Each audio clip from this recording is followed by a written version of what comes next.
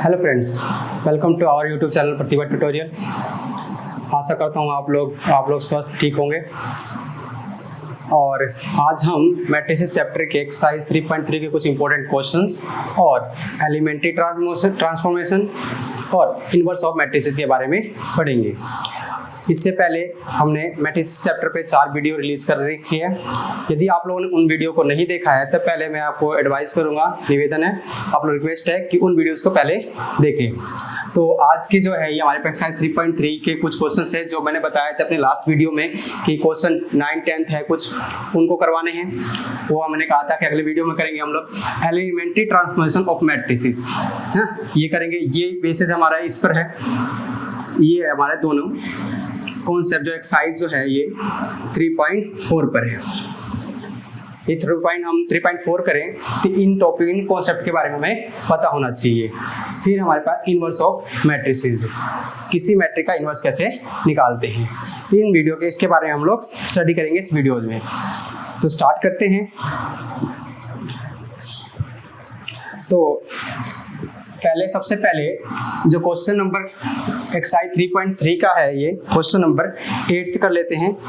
इसमें क्या बोल रखा है, फॉर अ मैट्रिसेस ए, एक मैट्रिसेस ए है 1, 5, 6, 7। क्या कर रखा है कि वेरीफाई करना हमारे को, verify that A plus A is a symmetric metric.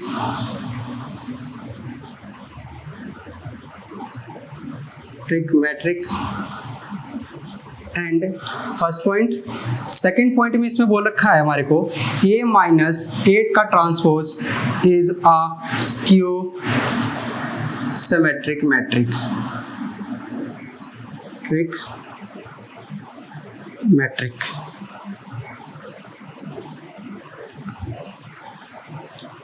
तो आपको मैं पहले इसके बारे में थोड़ा रिकॉल करवाता हूँ, रिवाइज करवा देता हूँ कि सिमेट्रिक मैट्रिक वो मैट्रिक होती है जिसका ट्रांसपोज उसी के बराबर होता है। जैसे कोई मैट्रिक हमने ट्रांसपोज कर दिया, यदि वही सेम मैट्रिक्स दोबारा आ जाती है तो उसे हमें सिमेट्रिक मैट्रिक कहते हैं।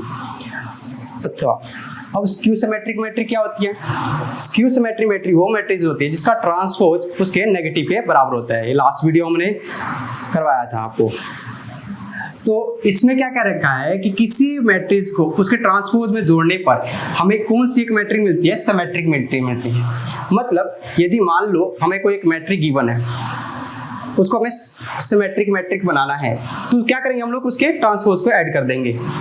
यदि हमारे को स्क्यू सिमेट्रिक मैट्रिक बनाना है किसी को, मान लो पहले से कोई एक मैट्रिक गिवन है जो स्क्यू सिमेट्रिक मैट्रिक में नहीं है, हमें स्क्यू सिमेट्रिक मैट्रिक उसको फॉर्म करनी है, तो हम क्या करेंगे? उस मैट्रिक में से उसका ट्रांसपोज को घटा देंगे। उसके ट्रांसपोज घटाने से हमारे को जो मैट्रिक मिलेगी वो क्या मिलेगी? हमारे को स्क्यू सिमेट्रिक मैट्रिक मिलेगी। तो इसी के ऊपर एक हमारे क्वेश्चन दे रखा है, वेरीफाई करके दिखाना है इस चीज को। इस हमारी जो प्रॉपर्टी बनेगी, रूल बनेगा जो भी है ना, इसको वेरीफाई करके दिखाना है इस एग्जांपल के थ्रू। तो एक ये दिए है तो ए का ट्रांसपोज क्या हो जाएगा हमारे पास? ट्रांसपोज का सिंबल ये होता है, ए का ट्रांसपोज हो जाएगा 1, 5, 6, 7। यदि ए के ट्रांसपोज में सबसे पहला पॉइंट क्या हमारे पास? ए प्लस ए का ट्रांसपोज। ए क्या हमारे पास है? ए हमारा ये है 1, 5, 6, 7 और ए का ट्रांसपोज हमारे पास क्या आया? 1, 6, 5, 7। ऐड कर रहे हैं हम लोग, कोरोस्पोंडिंग एलिमेंट को हम लोग ऐड कर देंगे। 1 + 1 2, 5, 6, 11, 6, 5, 11, 7, 7, 14। तो अब ने हमारे पास एक नई मैट्रिक्स ये आ गई। लेकिन ध्यान से देखा जाए, इसका ट्रांसपोज मैं करता हूँ इस मैट्रिक का, a + a का होल का ट्रांसपोज यदि मैं करता हूँ, देखो हमें क्या मिलता है, ये मैं चेक कर रहा हूँ ओनली। अब चेक करके देखते हैं, जो नई मैट्रिक है इसका नाम लेट सपोज कर लेते हैं b है। Let this is b, the B matrix. तो बी मैट्रिक को मैं यहाँ पे लिख रहा हूँ 2, 11, 11, 14। इसका नेचर चेक करता हूँ, इसका ट्रांसपोज में करता हूँ। ट्रांसपोज किया, 2 रो को कॉलम में चेंज कर दिया, 11 ये भी रो है, इसको भी कॉलम में चेंज करता हूँ। पहले रो में था, कॉलम में हो गया, ये रो था, ये कॉलम में हो गया। चेंज हो गए, रो को कॉलम में चेंज हो गया। तो ध्यान से देखा जाए वही सेम की सेम मैट्रिक आ गई, इक्वल टू बी आ गई। तो क्या सीखा हमने ये सीखा कि किसी भी मैट्रिक को ये मैट्रिक ए है, इसके ट्रांसपोज को ऐड करने के बाद जो न्यू मैट्रिक मिलती है वो क्या मिलती है हमारे को, एक सिमेट्रिक मैट्रिक मिलती है। इसी तरह से एक हमें और सीख दिखाना, प्रूफ करके दिखाना हमारे को, इसको वेरीफाई करके दिखाना है कि किसी भी मैट्रिक में से उसके ट्रांसपोज को घटा दिया जाए तो हमें कैसे मिलेगी, स्क्यू सिमेट्रिक मैट्रिक मिलेगी। इस रिजल्ट को भी वेरीफाई करके देखते हैं।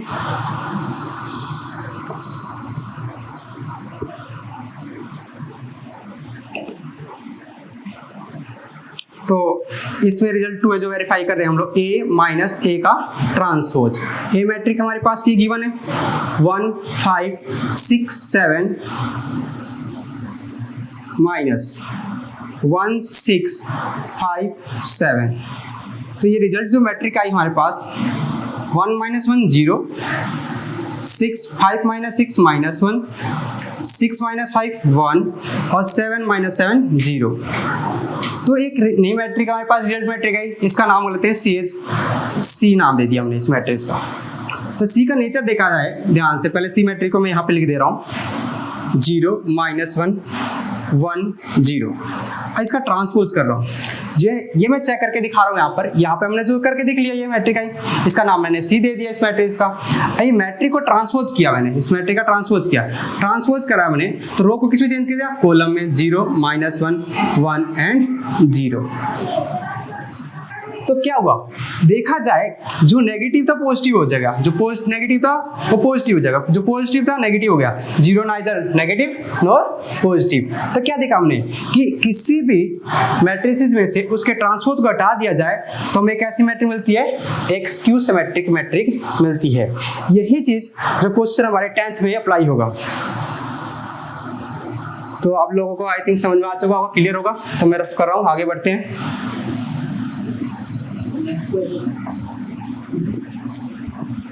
अब हम लोग क्वेश्चन नंबर 10 करते हैं, जिसमें बोला गया है express the following matrices as the sum of symmetric and skew symmetric matrix. तो जैसा कि हमने पहले क्वेश्चनों में सीखा कि किसी मैट्रिक को सिमेट्रिक मैट्रिक में कैसे चेंज किया जाए और स्क्यू सिमेट्रिक मैट्रिक में कैसे चेंज किया जाए। तो सिमेट्रिक मैट्रिक में कैसे चेंज किया था हमने, यदि उस मैट्रिक्स में उसके ट्रांसपोज को ऐड कर दिया जाए तो सिमेट्रिक मैट्रिक मिलता है। जैसे एक मैट्रिक ए है ये, और इसके ट्रांसपोज को ऐड करने पर हमें क्या मिलेगा, एक जो रिजल्टेंट मैट्रिक्स मिलेगा वो क्या होगा, एक सिमेट्रिक मैट्रिक होगा, ठीक मैट्रिक होगा। और यदि किसी मैट्रिक्स मान लें कोई गिवन है ए मैट्रिक्स, उसमें से उसका ट्रांसपोज को घटा देने के बाद जो रिजल्टेड हमारे पास मैट्रिक्स जो मिलेगा वो क्या मैट्रिक, कौन सी मैट्रिक होगी, वो स्क्यू सिमेट्रिक मैट्रिक होगी, ठीक मैट्रिक्स होगी, स्क्यू सिमेट्रिक मैट्रिसेस होगी। तो इस क्वेश्चन में क्या बोल रखा हमारे को कि एक मैट्रिक्स गिवन है हमारे पास, उस मैट्रिक्स को हमारे को स्क्यू सिमेट्रिक मैट्रिक और सिमेट्रिक मैट्रिक के सम के रूप में दिखाना है। 2x2 के भी दे रखे हैं 2 क्वेश्चन, और 2 क्वेश्चन हमारे को दे रखे हैं 3x3 के। तो स्टार्ट करते हैं इनको। सबसे पहले हम 2x2 ऑर्डर में कैसे करते हैं किसी मैट्रिक के सम को सिमेट्रिक मैट्रिक और स्क्यू सिमेट्रिक मैट्रिक के रूप में, वो सीखते हैं। तो सबसे पहले क्वेश्चन नंबर 10 का फर्स्ट जो है लेट क्लियर लेते हैं, इसका नाम देते हैं ए मैट्रिक। इसकी वैल्यू हमारे पास है 3 5 1 एंड -1। ये मैट्रिक ए है, इसका ऑर्डर क्या है 2x2 है। तो हम इसको चेंज करते हैं। तो सबसे पहले इसका मैं ट्रांसपोज निकाल लेते हैं। इसका ट्रांसपोज क्या होगा, ए का ट्रांसपोज हो जाएगा हमारे पास 3 5 1 -1 हो गया। अब हमें किस में चेंज करना है, सिमेट्रिक मैट्रिक में। एक लेट कर लेते हैं, पी नाम देते हैं किसको, इन दोनों के हाफ के सम को। क्या किया मैंने मैट्रिक्स ए में एक ट्रांसपोज को जोड़ दिया और किसी कांस्टेंट 1/2 से मल्टीप्लाई कर दिया। मल्टीप्लाई करेंगे तो भी क्या होगा, वो तो सिमेट्रिक मैट्रिक का सेम रहेगा। तो हम स्टार्ट इसको करते हैं 1/2 और इनको ऐड कर लेते हैं हम लोग, ए और ए के ट्रांसपोज को। कितना हो जाएगा यहाँ पर 3 3 6 5 1 6 5 1 6 1 और -1 -2 और 1/2 से मल्टीप्लाई कर लेते हैं। तो मल्टीप्लाई करने के बाद क्या हो जाएगा यहाँ पर, ये 3 हो जाएगा, ये भी 3, ये 3 और ऐसे करेंगे तो हम लोग -1। तो हमारे पास एक मैट्रिक्स आई। ये इसका नाम हमने क्या दिया है P। तो P का नेचर देखा जाए, ये हमारे पास क्या है P है अभी भी। P का नेचर चेक करते हैं, P के ट्रांसपोज कर रहा हमने फिर से, तो ट्रांसपोज करने पर रो को किसमें चेंज करते हैं, कॉलम में 3 3, इनको भी रो को किसमें चेंज करते हैं, कॉलम में। तो हमारे पास क्या मिला, एक दोबारा अगेन P मिला। तो हमने एक P मैट्रिक्स को क्या कर दिया, चेंज कर दिया एक सिमेट्रिक मैट्रिक्स में। तो हम क्या कहेंगे, हम कहेंगे जो पास हमारे पास ये मैट्रिक्स आई है P, इसका नाम क्या दिया गया P, ये क्या कहलाएगा, एक सिमेट्रिक मैट्रिक्स कहलाएगा। अगेन फिर से हम लोग करते हैं, लेट अगेन करते हैं एक चीज, हम नहीं कि Q ले लेते हैं। अब Q क्या है, half of matrix A minus A का ट्रांसपोज, कि किसी मैट्रिक्स में से उसके ट्रांसपोज को हटाने के बाद हमें क्या मिलेगा, स्क्यू सिमेट्रिक मैट्रिक्स मिलेगा। 1/2 से कोई फर्क नहीं पड़ेगा, तो हम लोग स्टार्ट करते हैं इसमें 1/2 और A में से A के ट्रांसपोज को हटाते हैं। 3 - 3 0, 5 - 1 4, 1 - 5 - 4 एंड 1 माइनस में से माइनस देगा +1 0 हो गया। अब मैं इसको 1/2 से मल्टीप्लाई कर रहा हूँ हर एक एलिमेंट को, तो ये 0, ये 2, ये -2, ये 0, ये हमारे पास क्या आ गया, Q आ गया। ये क्या हमारे पास होता है, ये P था और ये हमारे पास Q है। तो क्या किया जाए, आप लोग इसमें चेक करते हैं कि मैट्रिक्स जो बनी है, जैसे हमारे पास P तो सिमेट्रिक मैट्रिक बन गई, ये क्या सिमेट्रिक बन गई, सिमेट्रिक मैट्रिक बन गई। और जो Q के बारे में नेचर है, Q का चेक कर लेते हैं, Q का ट्रांसपोज करते हैं हम लोग। ये Q आया हमारे पास, तो इसका ट्रांसपोज क्या आएगा हमारे पास, रो है ये, कॉलम में चेंज कर लो 0 2, ये भी रो है, ये कॉलम में चेंज कर लिया हमने -2 और 0। तो क्या देखा हमने ये देखा कि जो Q के सारे एलिमेंट क्या होगा, ट्रांसपोज करने पर नेगेटिव हो जा रहा है, साइन चेंज हो रहा है। यदि मैं इनमें से सब में से माइनस को ले लूँ, इनमें से हर एक एलिमेंट में से, तो देखा जाए 0 2 और यहाँ पे -2 और 0 हो गया। तो क्या देखा हमने, हमारे पास मिला रिजल्ट जो मिला हमारे पास नेगेटिव मिला। Q जो हमारे पास मैट्रिक आया था, इसका देखा जाए तो यहाँ पे माइनस का साइन है, तो क्या हुआ हमारे पास, ये एक स्क्यू सिमेट्रिक मिला। अब हमें क्वेश्चन में क्या बोला था, क्वेश्चन में तो ये बोला गया था हमारे को कि इन दोनों के सम के रूप में दिखाना है, इस मैट्रिक्स को A को किसको दिखाना है हमारे को, इन दोनों के सम के रूप में, symmetric matric and skew symmetric matric, मतलब P + Q के रूप में दिखाना है। नाउ हम लोग फाइंड करते हैं P + Q। ये हमारे पास P + Q फाइंड करते हैं। P की वैल्यू हमारे पास क्या है, P ये मैट्रिक्स हमारे पास 3 3 3 -1 एंड जो Q जो हमारे पास आई, जिस Q सिमेट्रिक मैट्रिक आई हमारे पास ये रही है ना, ये है हमारे पास, सॉरी Q हमारे पास ये है, ये P था, ये Q है। ये तो हमने चेक किया था कि Q सिमेट्रिक मैट्रिक है कि नहीं है। Q हमारे पास ये है 0 2 -2 एंड 0, सिमेट्रिक मैट्रिक और skew symmetric matric. P + Q को मैं जोड़ देता हूँ, जोड़ने के बाद देखो हमारे पास क्या रिजल्ट मिलता है, यहाँ पे 3, यहाँ 3 2 5, 3 में से -2 गया, 1 हो गया यहाँ पर, और +-1। तो क्या देखा हमारे पास जो मैट्रिक्स आ गई, दोबारा कौन सी आ गई हमारे पास, A मैट्रिक्स आ गई, 3 5 3 5 1 और -1। तो हमने क्या दिखाया, इस मैट्रिक्स को A को symmetric matric and skew symmetric matric के सम के रूप में दिखाया। यही क्वेश्चन में वेरीफाई करना था, ये 2 × 2 पे था, और एक क्वेश्चन करते हैं नया जो 3 × 3 पर है। यदि आपको क्लियर नहीं हुआ तो नेक्स्ट क्वेश्चन से क्लियर हो जाएगा। तो 3 × 3 का लेते हैं हम लोग।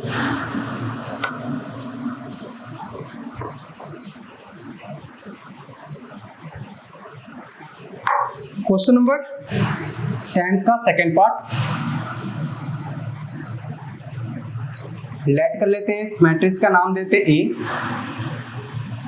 इसकी वैल्यू जो हमारे पास एलिमेंट है 6 -2 2 -2 3 -1 2 -1 3, ये A मैट्रिक्स दे रखी है। फिर से इसको symmetric matric and skew symmetric matric के सम के रूप में दिखाना है।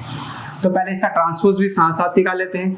A का ट्रांसपोज क्या है हमारे पास, A का ट्रांसपोज आ जाएगा 6 -2 2, इसको भी रो में कॉलम में चेंज करते हैं, -2 3 -1 2 -1 3, ये हमारे पास A का ट्रांसपोज आ गया। अब सिमेट्रिक मैट्रिक के लिए हम लोग लेट कर लेते हैं एक नया पी नाम दे दिया। सिमेट्रिक मैट्रिक कैसे निकाला जाता है, उस मैट्रिक्स में से उसके ट्रांसपोज को ऐड कर दिया जाए। 1/2 कर रहे हैं हम लोग क्योंकि उनका सम के रूप में दिखाना है हमारे को।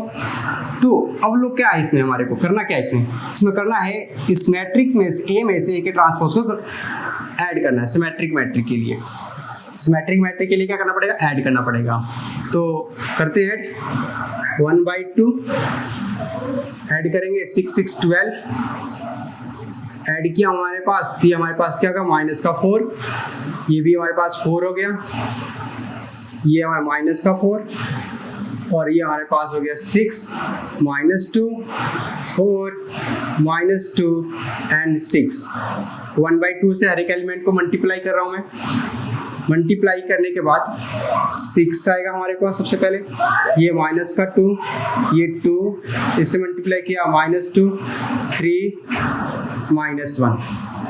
यदि वैसे करता हूँ 2 -1 एंड 3, ये हमारे पास क्या आया, P आया। P का नेचर भी चेक कर लेते हैं हम लोग। यदि हम लोग P का ट्रांसपोज करते हैं एक बार, नाउ हम लोग P का ट्रांसपोज करते हैं 6 -2 2 3, ये रो है, कॉलम में चेंज कर रहा हूँ, -2 3 -1 2 -1 3। तो क्या देखा, रो को कॉलम में चेंज करने पर सेम वही आ गया। ये किसके बराबर आ गया, P के बराबर आ गया। तो क्या कहलाएगा ये जो हमारे पास मैट्रिक आई वो एक सिमेट्रिक मैट्रिक आई।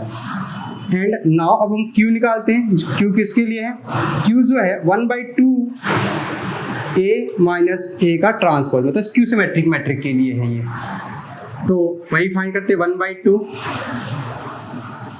और इसमें से इसको ट्रांसपोज घटा रहे हैं हम लोग हर एलिमेंट को, ये 0 हो गया हमारे पास, ये हमारे पास घटाएंगे, इसमें इसको घटाएंगे ये भी 0 हो जाएगा, इसमें इससे घटाएंगे ये भी 0 हो गया हमारे पास, इसमें इससे घटाया जाएगा ये भी 0, 3 - 3 0 और इसमें इससे घटाया जाए तो ये भी 0 और ये जो हो गया हमारे पास इसमें घटाएंगे ये भी 0 हो जाएगा, ये भी 0 और इस घटा दे ये भी 0 और 1/2 से करूँगा तो सारे एलिमेंट क्या है 0 0 0 0 0, तो एक 0 मैट्रिक मिल गई हमारे पास।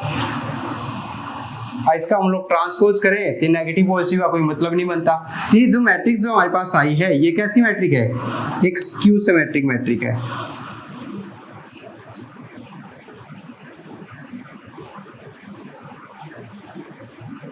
मैट्रिक्स है ये जो मैट्रिक्स आई हमारे पास क्या थी, ये सिमेट्रिक मैट्रिक थी।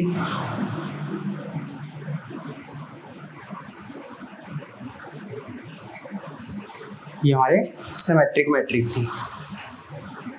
तो अब हम लोग इनमें के सम के रूप में दिखाना है। इस मैट्रिक्स ए को कैसे रिप्रेजेंट वेरीफाई करना है, सिमेट्रिक मैट्रिक और स्क्यू सिमेट्रिक मैट्रिक के सम के रूप में। नाउ हम लोग को फाइंड करते हैं P + Q, सिमेट्रिक मैट्रिक और skew symmetric matric. Symmetric matric की वैल्यू जो हमारे पास P की है, ये वैल्यू ये दोनों इक्वल ही है, ये ले लिया मैंने P हमारे पास क्या है 6 -2 2 -2 3 -1 2 -1 3। स्क्यू सिमेट्रिक मैट्रिक हमारे पास C आई 0 0, सारे एलिमेंट 0 ही है। यदि मैं इन दोनों को ऐड करता हूँ, ऐड करने पर 6 -2 सेम वही आ जाएगा, 2 2 3 -1 2 -1 3।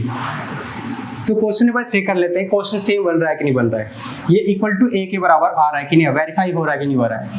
6 -2 2 2 3 -1 2 -1 3।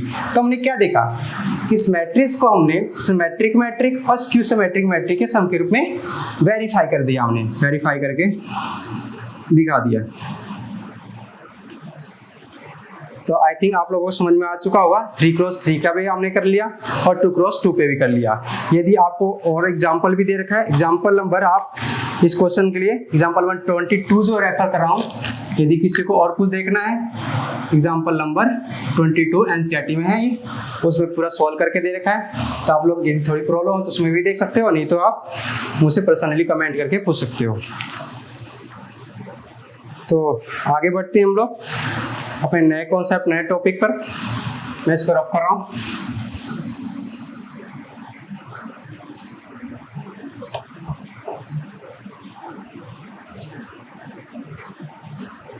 अब हम लोग अपने नेक्स्ट टॉपिक एलिमेंट्री ऑपरेशन या ट्रांसफॉर्मेशन ऑफ ए मैट्रिक्स पढ़ते हैं।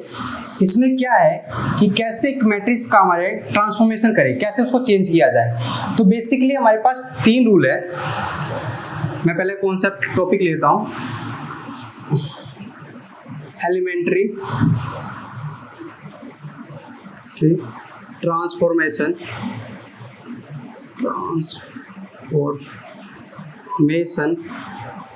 Of a matrix. ये हमारा कौन सा आज का टॉपिक अभी का, कि किसी मैट्रिक्स का ट्रांसफॉर्मेशन कैसे करें। ये ऑपरेशन, ट्रांसफॉर्मेशन की जगह हम लोग ऑपरेशन भी यूज कर सकते हैं। जैसे मैथ में क्या हमारे पास ऑपरेशन क्या होते हैं, प्लस माइनस ना, मल्टीप्लाई और डिवीजन होते हैं। ये हमारे पास ऑपरेशन है। इसी तरह से हमारे पास मैट्रिसेस में भी 3 बेसिकली ऑपरेशन है। इन तीनों ऑपरेशन समझने के लिए सबसे पहले मैं एक एग्जांपल लेता हूँ। मैट्रिक्स ए ले लिया, जिसका ऑर्डर 3 क्रॉस 3 का है। उसके एलिमेंट मैंने ये ले लिए 2 0 5 2 1 3 3 2 9। ये 3 क्रॉस 3 का मैट्रिक्स है। तो हमारे पास बेसिकली 3 ऑपरेशन है। 3 उसी को हम लोग क्या करते हैं, 3 रो से करते हैं और 3 कॉलम से करते हैं। पहले मैं आपको रो से सिखा रहा हूँ। तो एलिमेंट्री ऑपरेशन किससे, रो से।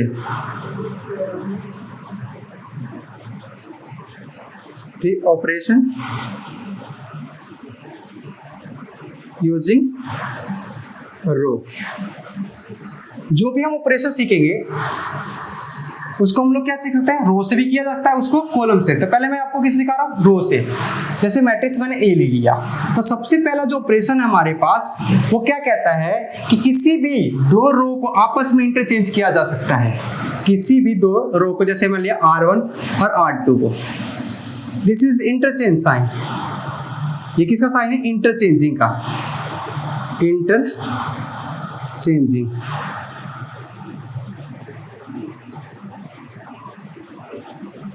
इंटरचेंजिंग का साइन है ये, स्पेल आउट गलत हो रही है, CHANING, इंटरचेंजिंग। कि किसी भी रो और कॉलम, 2 रो को आपस में इंटरचेंज किया जा सकता है। जैसे मैंने R1 और R2 को इंटरचेंज करके दिखा रहा हूँ। ये हमारे पास मैट्रिक्स ए दे रखी है, इसमें मैंने क्या किया, R1 और R2 के चेंज करके कर रहे हैं हम लोग। तो ये है R1, ये है R2, इनके एलिमेंट को चेंज कैसे करते हैं हम लोग। तो ये जो ऊपर चला जाएगा, ये नीचे आ जाएगा। तो 2 1 3 2 0 5 ये हो गया। हमने क्या सीखा, पहला ऑपरेशन ये था हमारे पास कि किसी भी 2 रो या कॉलम को, पहले मैं रो से कर रहा हूँ तो रो से बता रहा हूँ आपको, किसी भी 2 या रो कॉलम को हम लोग आपस में इंटरचेंज कर सकते हैं। तो कर लेंगे हम लोग, और जिसमें चेंज नहीं होगा उसको सेम का सेम। तो ये क्या हमारे पास सबसे पहला ऑपरेशन है जिसमें हमने सीखा कि किसी भी 2 रो का आपस में इंटरचेंज किया जा सकता है। दूसरा जो हमारे पास है कि किसी भी रो में किसी कांस्टेंट से मल्टीप्लाई कर किया जा सकता है। जैसे क्या कहना चाह रहा हूँ, जैसे एक ऑपरेशन सिखा रहा हूँ आपको। जैसे R1 में मैंने क्या किया, 5 से मल्टीप्लाई कर दिया R1 की। ये क्या कह रखा है कि किसी भी रो या कॉलम में, अभी मैं रो से करा रहा हूँ, फिर से बताया आपको मैंने कि रो में क्या किया कि किसी कांस्टेंट से मल्टीप्लाई कर सकते हैं किसी भी एक रो में या कॉलम में। तो जैसे मैंने R1 में कर रहा हूँ, तो ये हमारे पास क्या आ जाएगा, हमारे पास तो मल्टीप्लाई करने पर जो A मिलेगा हमारे पास, ये सारे एलिमेंट क्या हो जाएंगे, 5 से मल्टीप्लाई हो जाएंगे। पहले वाले 10 0 25, बाकी में कोई चीज नहीं है, 2 1 3 3 2 9। तो किसी भी रो या कॉलम में किसी कांस्टेंट से मल्टीप्लाई नॉन जीरो, इस बात का ध्यान रखा जाए कि नॉन जीरो कांस्टेंट से मल्टीप्लाई करेंगे हम लोग, ये नहीं कि किसी भी नंबर से कर सकते हैं। यहाँ पे ये जो नंबर होना चाहिए, जो के रखा जाता है, इसको बोला जाए तो ये क्या होना चाहिए, नॉन जीरो होना चाहिए। मतलब जीरो के अलावा किसी भी अदर एलिमेंट से हम लोग मल्टीप्लाई कर सकते हैं, किसी भी नंबर से, किसी भी इंटीजर से। तीसरा जो ऑपरेशन हमारे पास है, थर्ड कि किसी भी रो या कॉलम में किसी अदर रो के मल्टीप्लाई करके ऐड किया जा सकता है। क्या कहना चाह रहा हूँ, जैसे मान लेते हैं R1 में चेंज करना चाह रहे हैं, ये ऑपरेशन ये है हमारे पास थर्ड जो है, जैसे मेरे को चेंज करना R1, ये है R1 में चेंज। क्या कर रहा हूँ मैं कि R1 में मैं किसी कांस्टेंट 5 से मल्टीप्लाई कर रहा हूँ R2 को और ऐड कर रहा हूँ R1 में, जिसमें चेंज किया जाता है उसको पहले रिप्रेजेंट किया जाता है।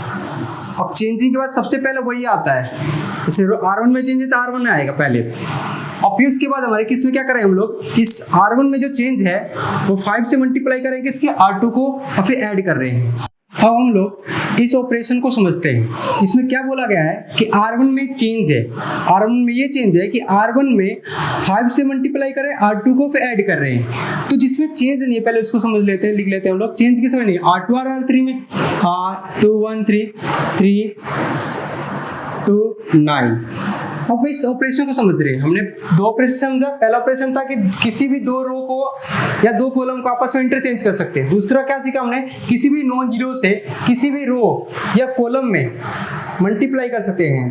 अब थर्ड ये हमारे पास कि किसी भी रो या कॉलम में किसी अनदर रो को किसी कांस्टेंट से मल्टीप्लाई करके ये डायरेक्टली मल्टी कर सकते हैं, डायरेक्ट ऐड भी कर सकते हैं। तो ये सीखा है। तो हमने पहले मल्टीप्लाई किससे करना है, R2 से करना है। R2 से मल्टीप्लाई किससे करना है, 5 से। तो इमेजिनरी पूछता है, एक बना लो इमेज कि ये रो R2 जो रो है ये किससे मल्टीप्लाई हो चुकी है, 5 से मल्टीप्लाई हो रही है। और ऐड किस में हो रही है, R1 में हो रही है। तो ये देखो 2 5 कितना 12 हो जाएगा। यदि मैं इसे 2 में जोड़ रहा हूँ 10, क्योंकि 5 से मल्टीप्लाई है, 12 हो गया। 5 में करूँगा ये 0 तो 5 ही हो जाएगा। ये मैं 5 से करूँ मल्टीप्लाई, 5 से 15 और 5 प्लस 15 कितना हो जाएगा, 20। इस ऑपरेशन को भी हमने समझ लिया कि R1 में चेंज है कि R1 प्लस 5 R2, ये हमारे पास मिल गया। इसमें चेंज नहीं होता, वो वैसे होते हैं। तो 3 यही ऑपरेशन जैसे हम रो में कर रहे हैं वही कॉलम में है। बेसिकली हम एक चीज से सीख लेंगे तो जरूरी नहीं है कि दूसरा भी जरूरी है हमारे पास। यदि आपको मेंशन दे रखा है क्वेश्चन में कि इसी तरीके से करना है तो वो भी आप सीख सकते हो। मान लिया आपको मैं कॉलम से भी समझा रहा हूँ इसको, एक चीज को कि कॉलम से कैसे करते हैं। कॉलम जैसे एक मैट्रिक्स ले रहा हूं मैं, A 2 1 9 3 0 5 1 -1 2, ये हमारे पास मैट्रिक्स A। तो मैं कॉलम से तीनों उन्हीं प्रॉपर्टी, तीनों जो 3 हमारे पास एलिमेंट्री ऑपरेशन थे इनको हम कॉलम के थ्रू करेंगे। कॉलम में क्या कहा, हमने किसी भी दो कॉलम को आपस में इंटरचेंज कर सकते हैं। तो ये हमारे पास क्या हुआ, ये C1 हुआ, ये हमारे पास क्या हुआ, C2 हुआ और ये C3 होगा।